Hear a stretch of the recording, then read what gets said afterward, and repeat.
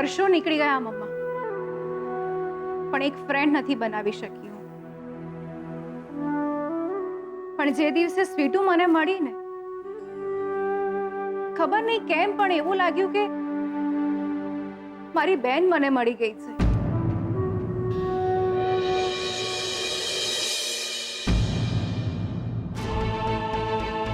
જાણું છું મમ્મા, તું તારી જીત ક્યારેય પડતી નહીં. અને એક વાત સાંભળી લે મમ્મા, હું પણ તારી દીકરી છું, તારું લોહી છું. હું પણ મારી જીત પડતી નહીં મૂકું.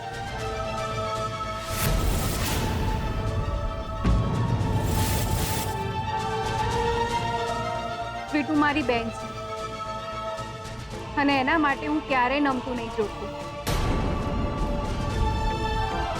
અમારા લગ્ન એક જ દિવસે એક જ મંડપની નીચે થશે.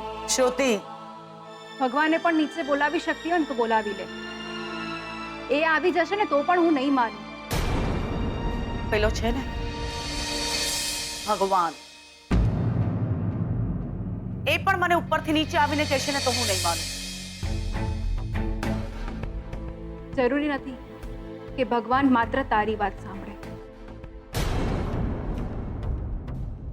લગ્ન થશે તો એક જ દિવસે એક જ મંડપની નીચે થશે. જો એવું નહીં થાય ને મમ્મા,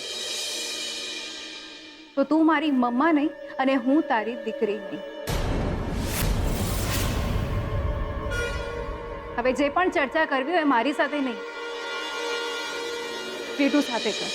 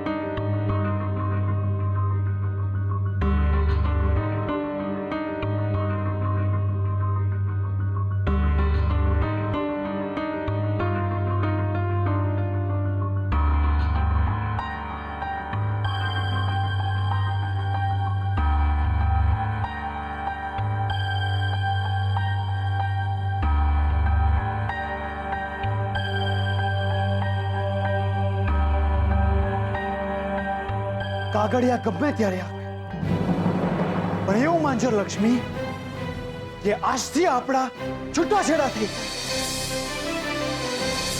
પ્રેમ હવે હું માત્ર શ્રુતિને કરું છું,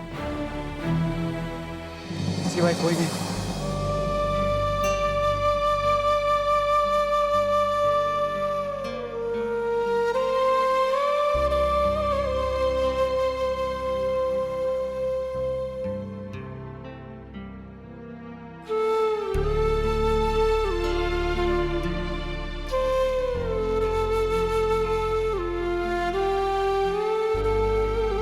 મારા માથે ગાત હોત તો શું શોધન મને છોડી દે?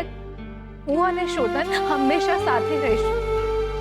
કોઈ પણ દુઃખ હોય, કોઈ પણ તકલીફ હોય, એના માથે મારો પ્રેમ હોવો જોઈએ, ઉપકાર નહીં. મારું જીવતર નર્ક થતા અટકાવ્યું એમણે.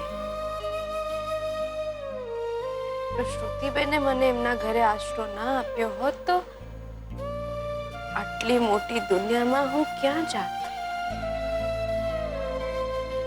જેમણે મને આટલું બધું સુખ આપ્યું, લગન તો એમના જ થઈને રહેશે.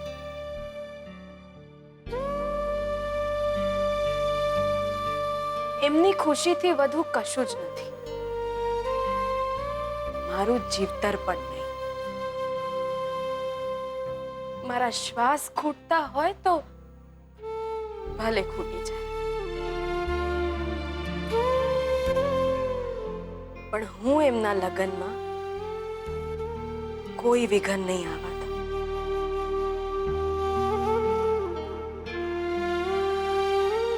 કોઈ વિઘન નહીં.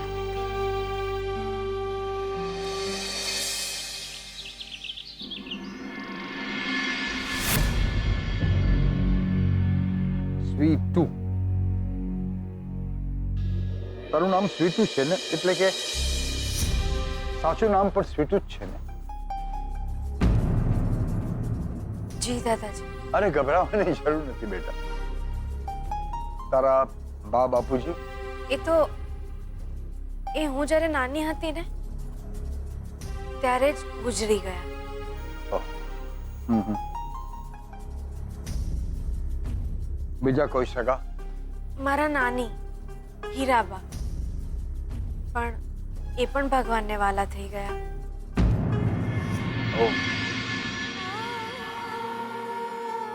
દાદાજી, એ છે ને મને બહુ વાલ કરતા. એ જ મારા માં ને એ જ મારા બાપ હતા. બહુ સાચવતા મને. તે સિવાય બીજા કોઈ સગા? દાદાજી, તમે ના, એટલે એકવાર તે મને કહ્યું તું કે તારા કોઈક મામા મામી છે. બટુક મામા અને ચંદ્રા મામી. બટુકમાં? એમનો દીકરો પણ છે, બકુલભાઈ. બક્કુ? ભાભી પણ છે અને એમનો દીકરો શંભુ. શું કરે છે તારા મામા? જી, એ ગામમાં સરપંચ છે. ઓહ, ગામના સરપંચ છે? હા દાદાજી. તારું ગામ કયું? એટલે કે ગામનું નામ? જી, કાટપર. કાટપર. બેટા, ગામના સરપંચની ભાણી છે તું તો. મોટા ઘરની દીકરી કહેવાય. જો કે તને જ્યારે મેં જોઈ ત્યારે જ મને લાગતું હતું. તે છતાં તારે આ કામ આટલા મોટે ઘરેથી આવી છે તો પણ તારે ક્યાંય સૌ સારાવાના થઈ જશે. દાદાજી, આ બધું તમે જો સ્વીટુ બેટા, હું તને દત્તક લેવાનો છું. બેટા, આ બધું એટલા માટે મેં પૂછ્યું કે મારે તારા મામા મામીને મળવું પડશે. મારે તને જો દત્તક લેવી હોય તો તારા મામા મામીની મારે પરવાનગી લેવી પડે. એમને તો તું એમ પણ અળખામણી છે, એ લોકો હા પાડશે જ, પણ જે કાયદાકીય કાર્યવાહી છે એ તો કરવી જ પડે. જેમ મને તેમ જલ્દી હું તારા મામા મામીને મળીશ.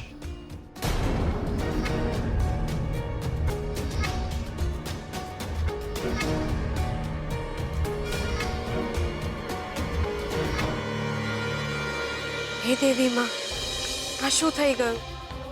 દાદાજી મને પૂછતા ગયા અને મેં બધું કહી પણ દીધું. દાદાજી જો મામા મામીને મળશે તો એમને ખબર પડ્યા વિના રહેશે નહીં કે હું કોણ છું. એમને એ પણ ખબર પડી જશે કે મારા લગ્ન થઈ ગયા છે અને મારા પતિ કોણ છે.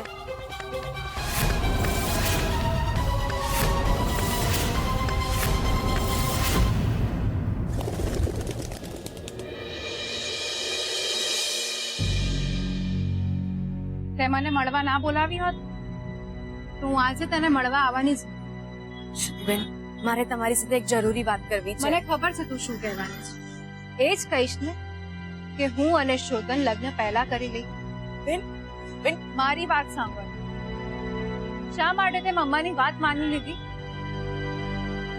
અને એમને એવું કહ્યું કે મારા અને શોધનના લગ્ન પહેલા થશે? બેન, હું શું કહેવા માંગુ છું તમે સમજો. તું મારી વાત સમજ. મેં તને પહેલા પણ કહ્યું છે ને કે હું જલ્દી કોઈ સંબંધ બાંધતી નથી, અને એકવાર જો સંબંધ માની લઉં છું તો કોઈ પણ સંજોગોમાં નિભાવું છું. મેં તને મારી બેન માની છે તો માત્ર કહેવા માટે નહીં, તને સારું લગાડવા માટે નહીં.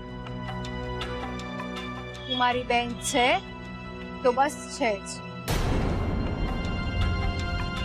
અને તને કહી દઉં છું,